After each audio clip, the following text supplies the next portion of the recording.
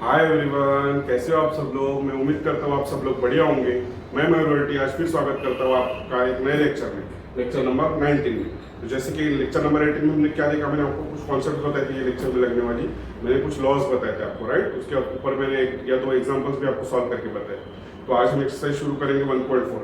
Exercise शुरू करने से पहले आपको मेरी एक छोटी सी रिक्वेस्ट है, अगर आप हमारे चैनल पर पहली बार आए हो या आप मुझे पहली बार देख रहे हो तो प्लीज़ वीडियो एंड तक देखना, और अगर आपको मेरा सिखाने का तरीका पसंद आए तो प्लीज़ वीडियो को लाइक कर देना और चैनल को भी सब्सक्राइब कर देना, ठीक है।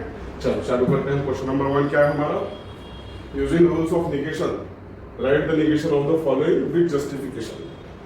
अब हमको निगेशन तो नॉर्मली निकालते हैं, अब निगेशन कैसा निकालना है, हमारा 2-3 एक्सरसाइज, अभी चौथी एक्सरसाइज है।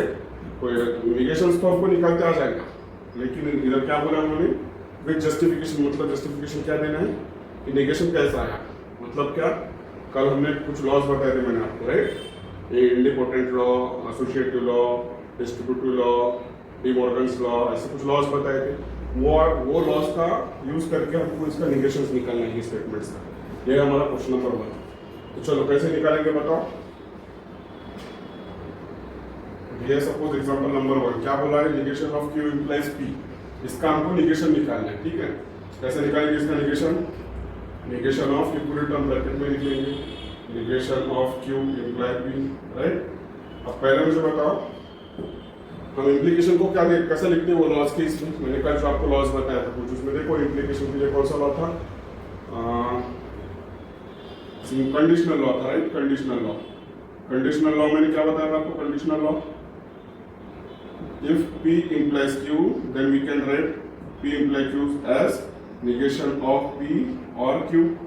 ये बोला था ना मैंने कंडीशनल में आपको कि अगर हमको स्टेटमेंट, अगर एक यदि स्टेटमेंट हमको इम्प्लीकेशन के फॉर्म में दिया है तो हम उसको लिख सकते हैं निगेशन ऑफ P और Q।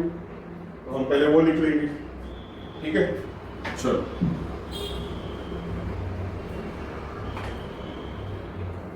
तो इधर हमारा ये मतलब P है और ये मतलब Q है, तो इसको कैसा लिखेंगे, इधर लिखता हूँ ये निगेशन जैसे कि वैसा, ये इंप्लाइज ये है तो क्या लिखेंगे हम, P इंप्लाइज Q रहा तो निगेशन ऑफ P लिखते हैं, मतलब निगेशन ऑफ निगेशन Q, ये हो गई हमारी P टर्म। देखो ना, हम जब P इंप्लाइज Q का इम्प्लीकेशन लिखते हैं तब क्या लिखते हैं, निगेशन ऑफ P और Q लिखते हैं। तो हमारा P क्या है, इधर निगेशन ऑफ Q है, तो मैंने निगेशन ऑफ निगेशन Q लिखा क्योंकि P का निगेशन है, तो ये P टर्म है उसका निगेशन लिया मैंने, राइट। अभी और का और P है, इधर Q है, तो Q का क्या है, जैसे कि वैसा, मतलब P जैसे कि वैसा। किसी को डाउट है क्या यहाँ तक कुछ, इस तक कैसी है समझ में।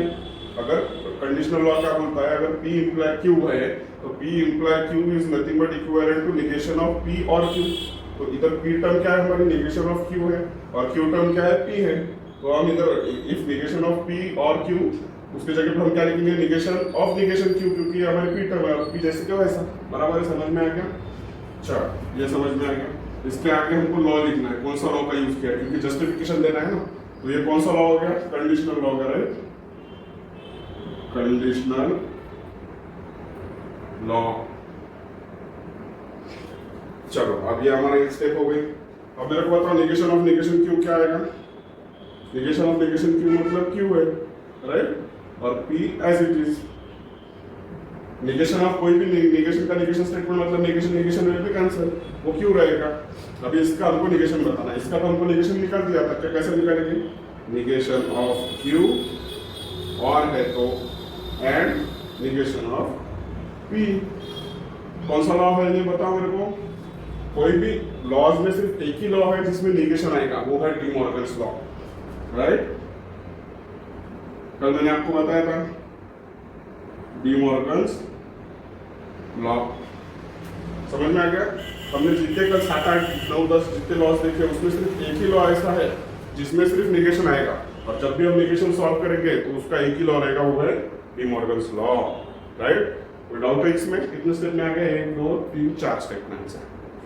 चलो अब देखते हैं हम सेकंड एग्जांपल। सेकंड एग्जांपल क्या है हमारा, P एंड निगेशन Q है, इसका हमको निगेशन निकालना है। तो पहले निगेशन लिख लेंगे, P and negation of Q, right. अभी इधर इम्प्लीकेशन नहीं है इसलिए हम इधर कंडीशनल लॉ नहीं लगाएंगे, डायरेक्ट हम क्या करेंगे, इसका निगेशन निकालेंगे। कैसे निकालेंगे, निगेशन ऑफ P एंड है तो और निगेशन ऑफ निगेशन Q। समझ में आ गया? निगेशन ऑफ P एंड है तो और निगेशन ऑफ निगेशन Q, इसको कौन सा लॉ बोलेंगे हम? बताओ। मैंने आपको अभी बताया कि जब भी हम निगेशन सॉल्व करेंगे तो निगेशन पूरे लॉज में से एक ही लॉ है, वो है D Morgan's law.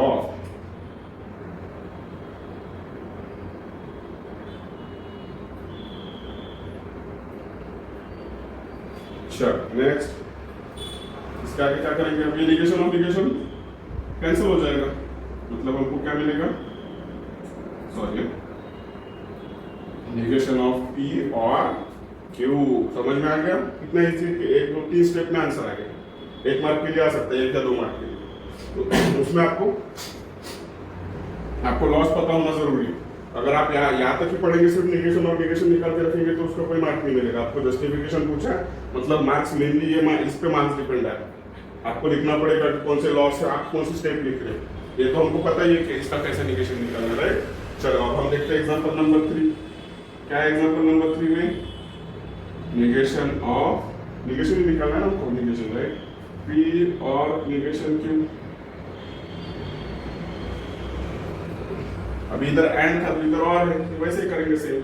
Negation of P और है तो and negation of negation Q। Negation of negation cancel, क्या आएगा? Negation of P and Q। अब देखो यहाँ पे आपको लॉ लिखना पड़ेगा, आपको वो भूलना नहीं अगर जस्टिफिकेशन उन्होंने पूछा है। D Morgan's law. चलो समझ में आ गया आपको यहाँ तक कैसे सॉल्व किया? ये दोनों तो ऑलमोस्ट सेम है, सिर्फ कनेक्टिविटी अलग है, इधर एंड है इधर और है। चलो ये नोट डाउन कर लो, इसके बाद में हम देखते हैं एग्जांपल नंबर 4। चलो अब देखते हैं एग्जांपल नंबर 4। एग्जांपल नंबर 4 में क्या बोला है? P और negation of Q and R बोला है, ठीक है? तो इसका हमको निगेशन निकालना है। चलो निकाल लेते हैं। पहले निगेशन दे देंगे पूरे टर्म को, P और negation of Q and R, right? अभी देखो यहाँ पे हम ये ब्रैकेट वाली, छोटे ब्रैकेट वाली एक टर्म कंसीडर करेंगे और ये R तो एक टर्म बन जाएगी।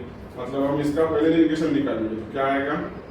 निगेशन ऑफ फर्स्ट टर्म क्या है? P और negation of Q, right? And है तो एंड का क्या आएगा? और निगेशन ऑफ R। कहाँ से आए ये? D Morgan's law.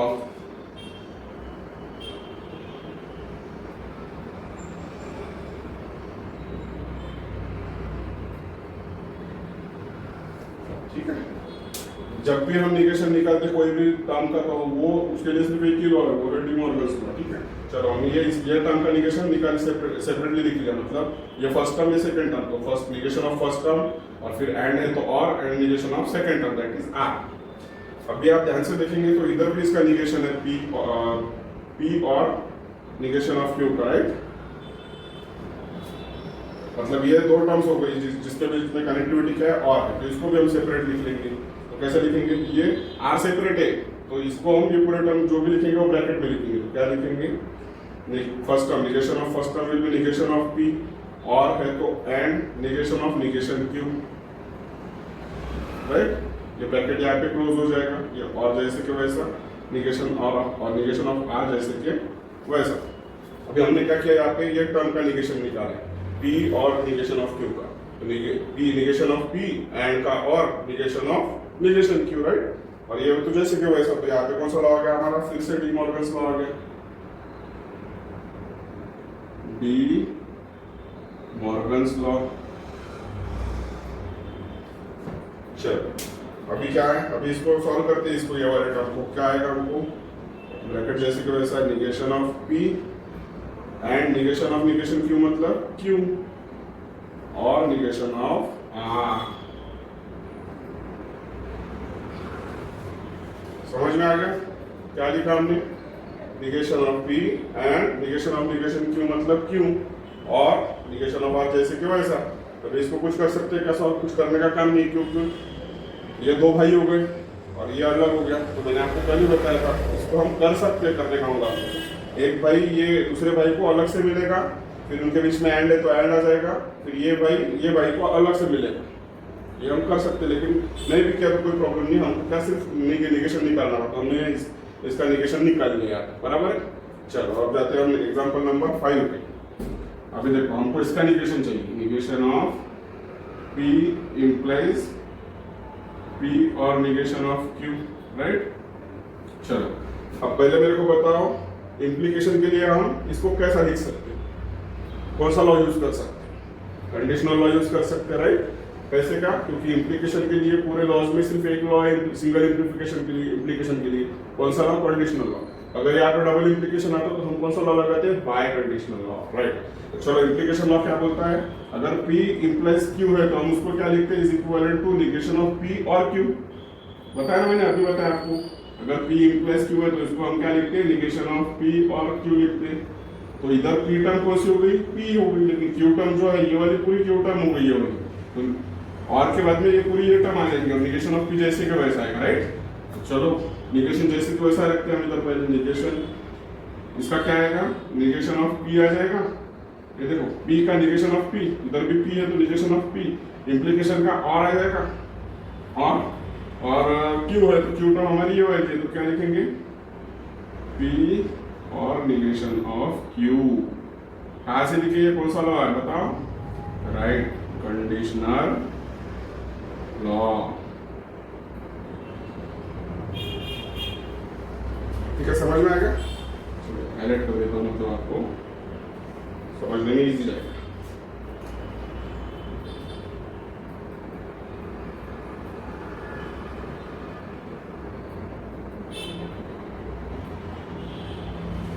ये होगा कंडीशनल लॉ। अभी क्या करेंगे? अभी हमको तो सेपरेट टर्म्स मिल गए तो इसका हम निगेशन निकालेंगे। तो निगेशन ऑफ फर्स्ट एंड ये इसको अभी हम सेकंड टर्म कंसीडर करेंगे और इसको फर्स्ट टर्म, ठीक है। तो कैसा करेंगे? निगेशन ऑफ निगेशन P लिखेंगे, निगेशन ऑफ निगेशन P। और है तो एंड लिखेंगे, negation of this term P और निगेशन ऑफ Q, राइट। देखो ये दो टर्म्स है जिसका निगेशन निकालना है और उनके बीच में कनेक्टिविटी कौन सी है? और है, राइट। तो negation of first term, negation of negation P, और है तो and negation of second term, this is negation of second term. अभी हम निगेशन निकालते हैं, मतलब कौन सा लॉ? एक ही लॉ है निगेशन के लिए। कौन सा लॉ है वो? Correct, D Morgan's law.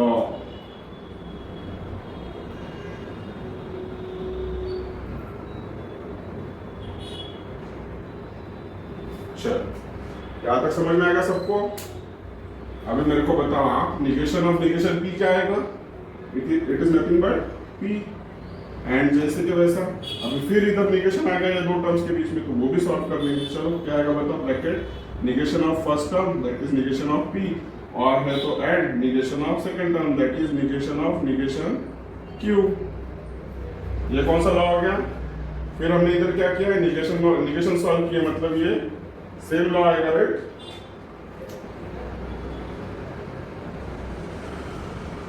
De Morgan's law, ठीक है। चलो नेक्स्ट, अभी इसके बाद में कुछ कर सकते हैं क्या हम? निगेशन ऑफ निगेशन Q को सॉल्व कर लेंगे। P and negation of Q as it is and as it is negation of negation Q मतलब क्या? Q।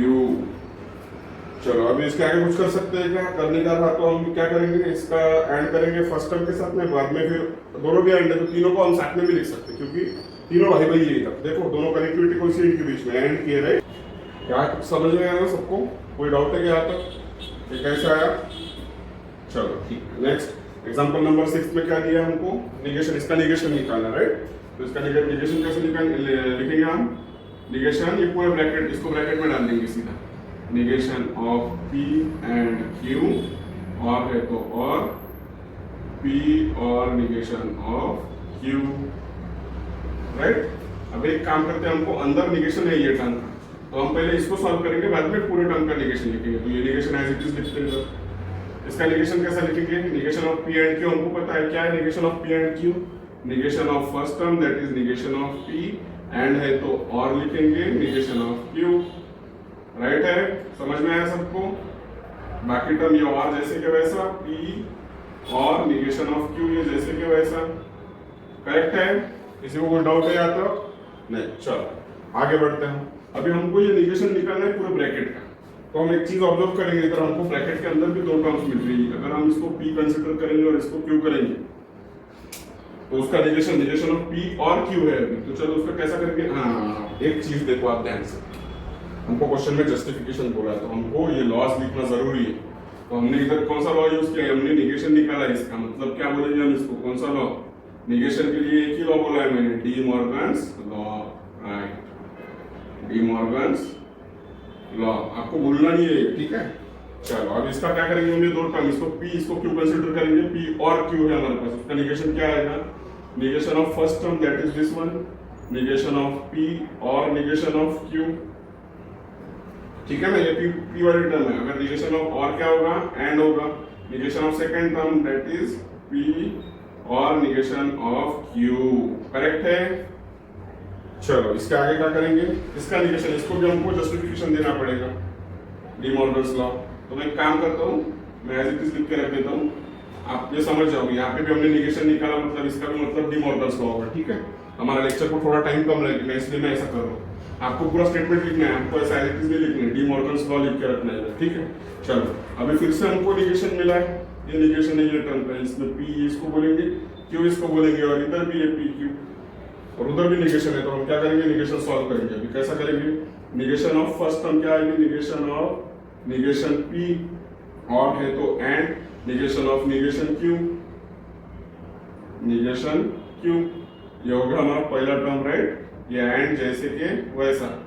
सेकंड टर्म क्या आएगी, निगेशन ऑफ P और है तो and, negation of negation Q, correct है। कैसा क्या लिख रहा हूं मैं, समझ में आ रहा है।